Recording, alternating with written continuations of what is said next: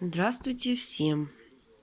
Хочу рассказать вам вот про такой вот экстракт прополиса водный. Очень хорошее средство. Детки у меня болели. Прописала врач наша, детский педиатр. Нам уже даже дошло до антибиотиков. Но мы не стали пить эти антибиотики. Мы выпили вот такой экстракт прополиса водный с маточным молочком. Очень хорошее средство.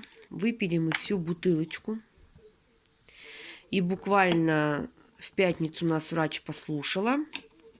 Сказала, что у нас очень большие хрипы, сильные, что без антибиотиков уже не обойтись. И, в общем, сказала прийти в среду на прием. До среды мы выпили вот эту бутылочку. Пришли в среду на прием, и вы не поверите, никаких хрипов и ничего не было.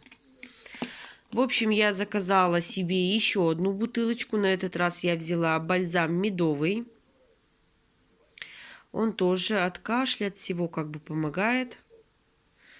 Вчера у меня это пришло. Вот видите, она еще полная.